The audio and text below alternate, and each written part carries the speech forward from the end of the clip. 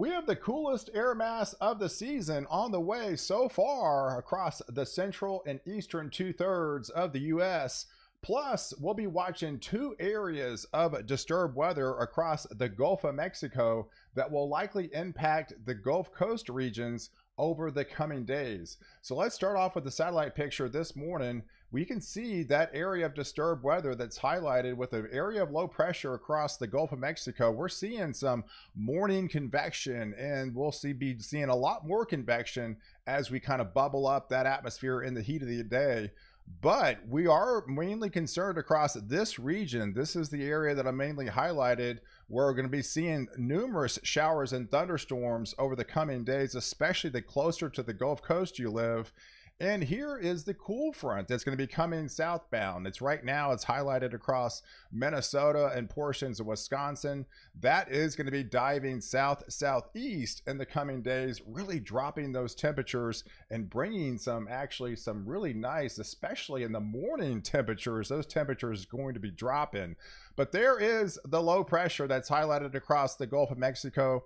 Right now, it's 1,012 millibar. It's going to be slowly shifting out into the open waters of the Gulf.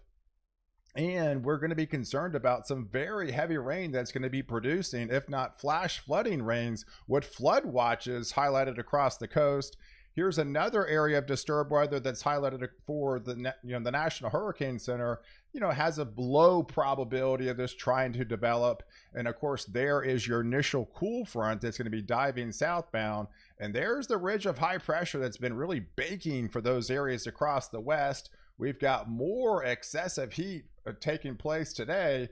In fact, here is the hazard map from the National Weather Service. We've got numerous excessive heat warnings baking those regions across Phoenix and Las Vegas, getting it even into Los Angeles. They're going to be getting 100 degrees today. But you can see the heat advisories extend all the way up along into California, even into Washington and Oregon. Those areas across even in Oregon are going to be seeing those excessive heat warnings today with that very high humidity values. Further to the south, there's the green. That is your flood watches, complements of that low pressure center that's going to be highlighted across the Gulf. And then, yes, you do have some heat advisories because of all the rain Florida has gotten lately, especially yesterday for those areas like in Tampa and Jacksonville. They saw a deluge of thunderstorms. In fact, at one point, you had 3.8 inch per hour rainfall rates highlighted across Tampa.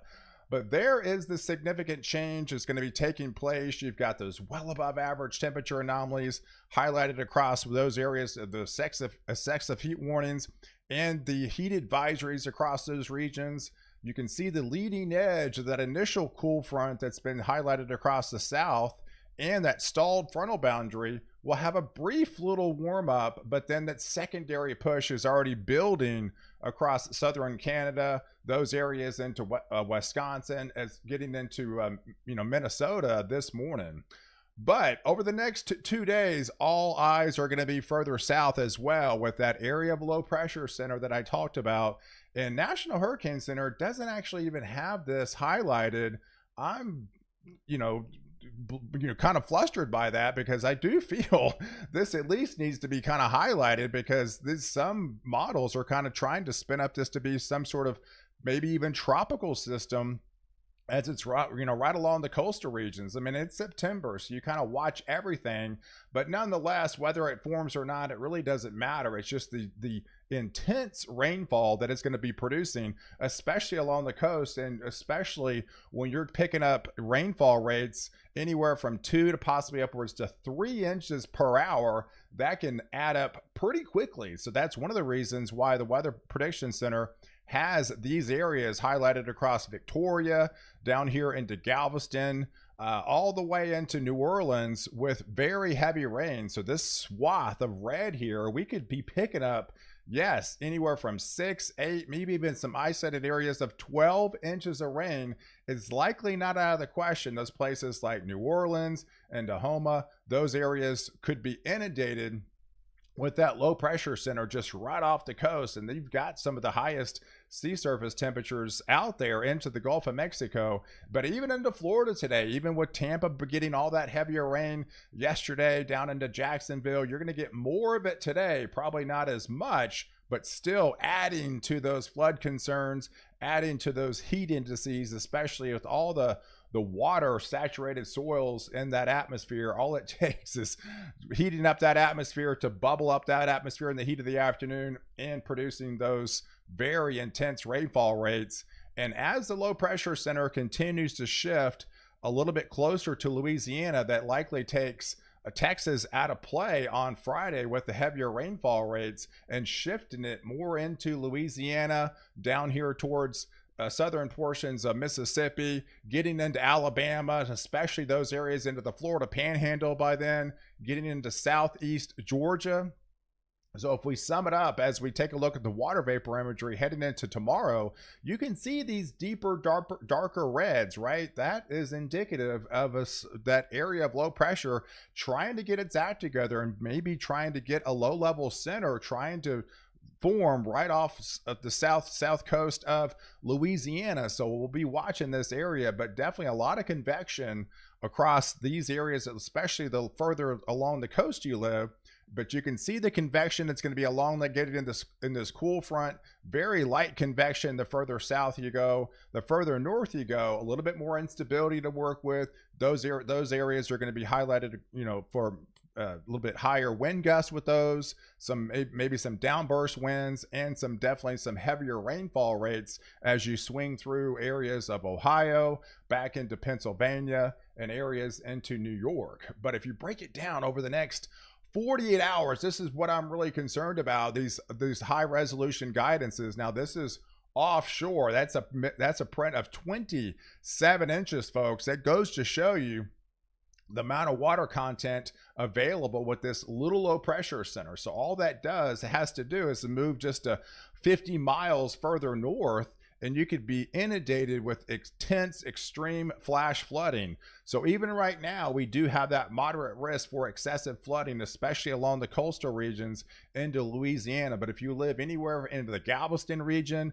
the Beaumont Port Arthur region, the Lake Charles, getting into New Orleans, Gulfport, Mississippi, those have to be at high alert for some very heavy rain and flash flooding over the next 2 days. And that will only extend into the Florida Panhandle, northern portions of Florida, getting into southeastern Georgia, as well as into southern Mississippi. But yeah, I mean, this is the latest HRRR guidance, folks. I mean, with the winds slowly increasing. So yeah, I wouldn't actually be surprised. Could actually a quick spin up storm, with this system over the next 48 hours. So we'll be definitely watching this, and we'll have a full update on it tomorrow. But right now, the latest high resolution guidance actually brings this down to a 996 millibar low pressure from the 1012 it is this afternoon. So yeah, these areas it's obviously been really quiet down here in the tropics. So we'll definitely be watching this area, whether it forms or not. It doesn't really matter. It's just the intense rainfall that it's going to produce is definitely a certainty. And as we move forward, we'll be watching that cooler shot of air coming in from Canada, really going to be building with this trough digging in. And this is going to be a fairly significant, if not stronger, cool front for this time of year. And the big change is going to be felt by many, especially for those areas across the Ohio Valley, getting into the Mid-Atlantic, down in the Tennessee Valley. Definitely by far the coolest temperatures of the season. So by Saturday morning, you're going to start seeing the beginning effects of that cooler shot of air, and you can see the leading edge of there extending into Kentucky, into Arkansas, getting into North Texas by Saturday morning, and that will only continue further south as we head into Sunday morning, as you're really going to be seeing those temperatures drops back into the 50s and widespread 40s across this region, and then even getting down in the 60s the further south you live as well. So you're going to be definitely feeling the big impacts from this cooler shot of air, and these are some actual low temperatures that will likely unfold as we head into Sunday morning time frame as you wake up into the 40s and 50s as far south as the Missouri, getting into Kentucky, even into the Tennessee Valley region, well into the 50s, even some upper 40s for Oklahoma City, and then going into the low 60s into the Dallas-Fort Worth region, by far into Shreveport, 61 degrees. Yeah, you haven't seen that so far this summer, and it's a nice change of the change in seasons that we're now getting these cooler shots of air is definitely a welcome sight for many, especially after a very warm summer, especially for those areas across the West Coast. Unfortunately, you don't really get into this action of the major pattern change that's unfolding. You stay under that heat dome, but you can see by the time we head into Monday morning, this cooler shot of air drifts all the way down into the deep south. In fact, I think this cool front gets into the Gulf of Mexico, folks. Yes, I think it actually gets into the Gulf of Mexico again, highlighted here. And yes, that definitely puts more areas back into Florida into play with more heavy rain. But also, we'll be watching an area of disturbed weather that we've been talking about for many days. In fact, I looked, it's been 11 days, folks, since the National Hurricane Center has highlighted this little yellow shaded area, first highlighted right here, that's all the way down into the Caribbean now, and it still has that 30% chance of probability of forming. But this is the one we're mainly concerned about. I mean, we've got 4 lemons out here into the Atlantic, and they all have a 30% or less probability of forming. But this is the one that we're mainly concerned about, as this area of disturbed weather that will likely be getting into the southern Gulf of Mexico by the time we reach on Monday, linking up with that cool front that's going to be already stalled into the Gulf of Mexico. So we could be looking at more of a deja vu type setup again for those areas, especially along the coast, right? Victoria, Galveston, those Beaumont, Port Arthur, Lake Charles, getting into New Orleans, Florida Panhandle, Gulfport, Mississippi. I mean, all those areas will likely be inundated back into the very heavy rain swath that could unfold with this new area of disturbed weather that's going to be linked into the Gulf of Mexico. And you can definitely see that we've got the drier, cooler push coming in from the north, and that's depicted along this brown shaded area, very dry air. And then of course it's completely the opposite once you get into that moist, more unstable air, just very heavy rain, especially just along these coastal regions. So we'll be having to watch that system as well. And this is Tuesday morning. Look at all the dry air that comes back behind that cool front. That's one of the reasons why we're going to be sinking so low at night and in the mornings, because of radiational cooling, the clear skies, the light winds will allow those temperatures to cool off in a big way.